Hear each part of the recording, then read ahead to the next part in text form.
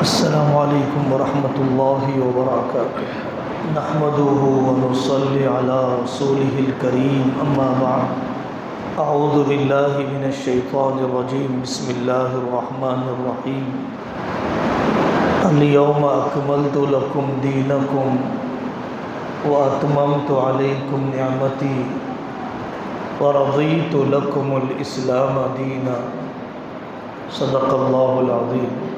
عام طور پر تقریباً انسانوں کو اپنی غربت کا شکوہ رہتا ہے، اپنی ناداری کا شکوہ رہتا ہے۔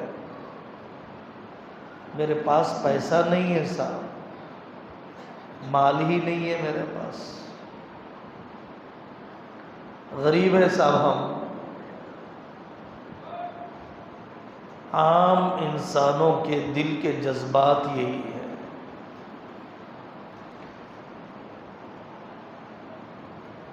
سب سے پہلی بات، حضرت رسول اللہ صلی اللہ علیہ وسلم نے جو ہمیں زندگی گزارنے کا پیمانہ دیا ہے، اس میں آپ نے حکم فرمایا کہ مال اور دنیا میں اپنے سے کم کو دیکھا جائے اور دین اور عمل میں اپنے سے بہتر کو دیکھا جائے۔ لیکن زندگی کا نظام الٹا ہے کہ دین میں ہمیشہ اپنے سے کمتر کو دیکھا جاتا ہے۔ میں تو نماز پڑھتا ہوں صاحب، فلانے صاحب تو نماز بھی نہیں پڑھتے، اپنے سے کمتر پر نظر، اور دنیا میں ہمیشہ اپنے سے بہتر پر نظر۔ فلانے کی اتنی لاکھ تنخواہ ہے، کروڑوں کماتا ہے وہ، ہمارے پاس کہاں ہے صاحب؟ سب سے پہلے اپنے پیمانے کو درست کرنا چاہیے۔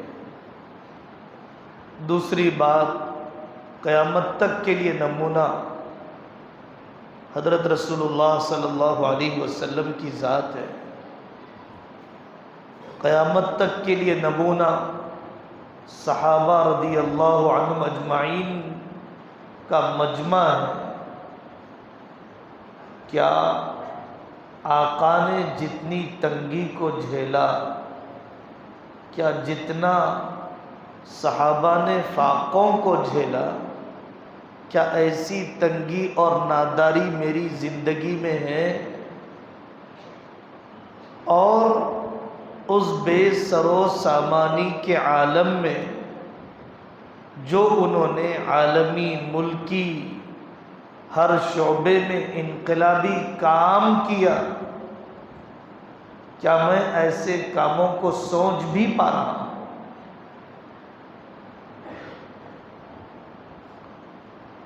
تیسری بات، اللہ جل جلالہ عمن والہ نے انبیاء علیہ الصلوۃ والسلام اور اولیاء کی اکثر تعداد کو بہت زیادہ فراوانی میں نہیں رکھا، بہت زیادہ دولت مندی میں اللہ نے نہیں رکھا۔ پورے انبیاء کی تاریخ، پورے اولیاء کی تاریخ اگر سرسری بھی ٹٹولی جائے، یہ بات غور کرنے کی ہے کہ دولت اور غربت عزت اور ذلت کی دلیل نہیں، اللہ کی تقسیم ہے، امتحان کا پرچہ ہے، امتحان کا پرچہ ہے، خدائی تقسیم ہے۔ نحن قسمنا بینہم معیشتہم، کسی کا دولت مند ہونا اللہ کے یہاں باعزت ہونے کی دلیل نہیں، اور کسی کا غربت میں رہنا اس کے اللہ کے یہاں ذلیل ہونے کی علامت نہیں۔ فَأَمَّا الْإِنسَانُ إِذَا مَا ابْتَلَاهُ رَبُّهُ فَأَكْرَمَهُ وَنَعَّمَهُ فَيَقُولُ رَبِّي أَكْرَمَنِ۔ اس آیت کا خلاصہ یہی ہے، اور یہ بہت اہم اصول ہے جو زندگی کا یاد رکھنا چاہیے۔ کن قنیعا تکن اشکر الناس، کن قنیعا تکن اشکر الناس۔ اللہ کے دیے پر راضی ہو جا، سب سے بڑا شکر گزار ہو جائے گا۔ تھکنے کے بعد بھی اللہ کے دیے پر راضی ہونا ہے، شروع میں بھی اللہ کے دیے پر راضی ہونا ہے۔ اللہ کے دیے پر ناراضگی تمہارے مقدر میں اضافہ نہیں کرے گی۔ انسانیت کا جو طبقہ بھی حریص ہے وہ بدترین عذاب میں ہے، جو بھی حرص میں ہے وہ بدترین عذاب میں ہے۔ ہم آپ کو تدبیر کرنے سے نہیں روک رہے ہیں، حلال آمدنی کی تلاش میں رہنے سے نہیں روک رہے، لیکن ان حقیقتوں کو سمجھنا چاہیے کہ سامان راحت سے راحت نہیں ملا کرتی ہے۔ اگر صرف سامان راحت سے راحت مل جاتی تو دنیا کے دولت مند ملکوں میں خودکشی کی کوئی دکان نہ ہوتی۔ انسان کو ہمیشہ اطمینان رکھنا چاہیے۔ ابن عطا اسکندری رحمۃ اللہ علیہ فرماتے ہیں، بندہ رو رو کے روزی کے لیے دعا کرتا ہے، اللہ فرماتے ہیں میرے بندے اگر تو نے رو رو کر دعا کی ہوتی کہ روزی مت دے، تب بھی میں تجھے روزی دینے والا ہوں۔ تو رو رو کے مانگتا ہے تو کیا میں تجھے روزی نہیں دوں گا؟ اللہ کی ذات پر بے توکلی، اللہ کی ذات پر بے اعتمادی، دنیا کے انسانوں کا مسئلہ ضروریات کا نہیں ہے، خواہشات کا ہے۔ ساری دنیا کے تقریباً انسانوں کا مسئلہ ضروریات کا نہیں ہے، خواہشات کا ہے، اور خواہشات کے پورا کرنے کی جگہ اللہ تبارک و تعالیٰ نے صرف آخرت کو بنایا ہے۔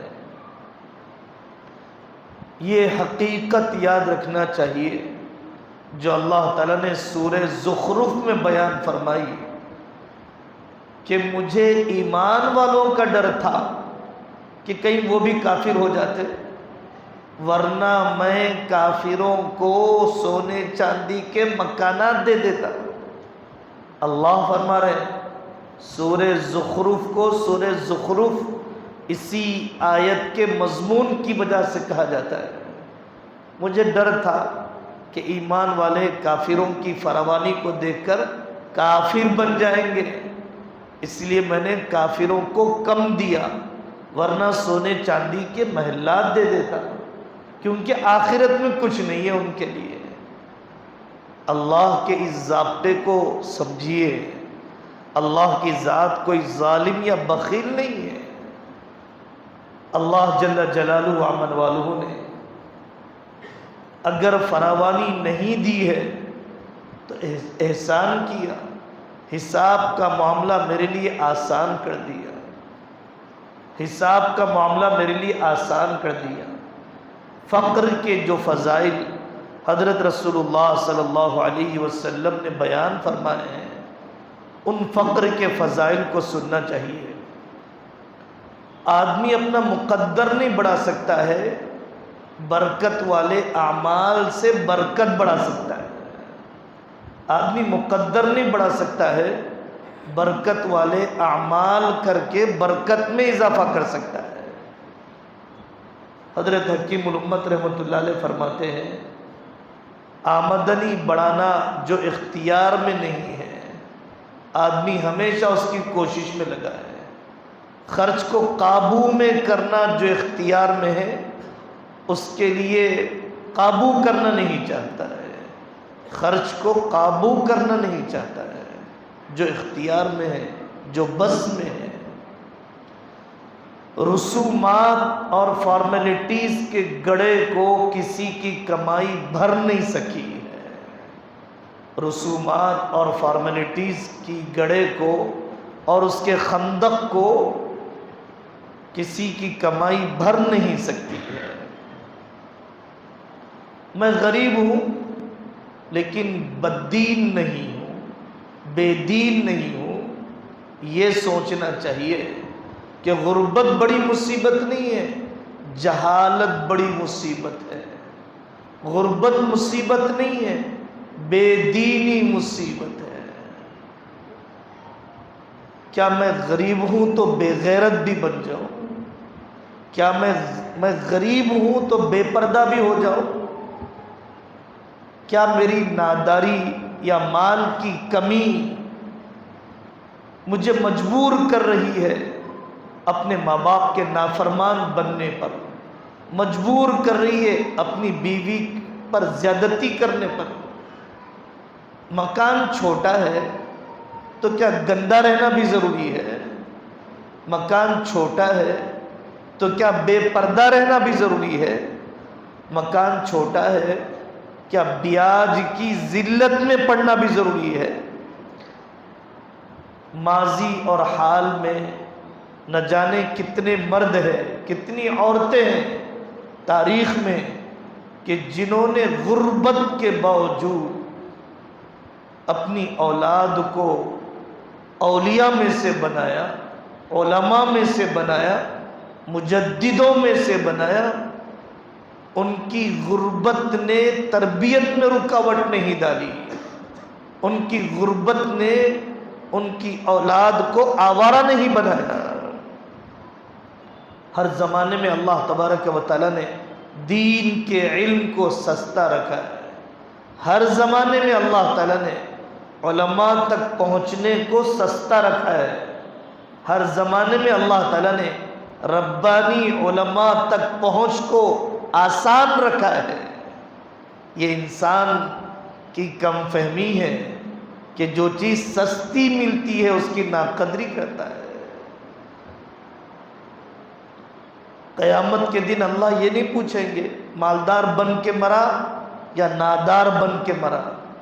قبر میں اللہ نہیں پوچھیں گے نادار بن کے مرا یا مالدار بن کے مرا۔ اللہ یہ پوچھیں گے دیندار بن کے مرا یا بے دین بن کے مرا۔ جو آدمی کے اختیار میں ہے سوال اسی کے بارے میں کیا جائے گا، جو آدمی کے اختیار میں نہیں ہے اس کے بارے میں سوال نہیں کیا جائے گا۔ مال دیا گیا تھا تو زکوٰۃ کی پوچھ ہے، مال جب دیا ہی نہیں گیا تو زکوٰۃ کی پوچھ نہیں ہے۔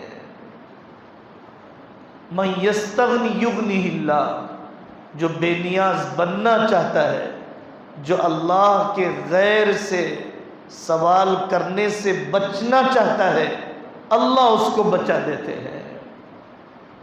اور سوال کی مذمت کے بارے میں حدیث ہے، حضرت رسول اللہ صلی اللہ علیہ وسلم نے فرمایا جو سوال کا دروازہ کھول دیتا ہے اللہ اس کے اوپر فقیری کا دروازہ کھول دیتے ہیں۔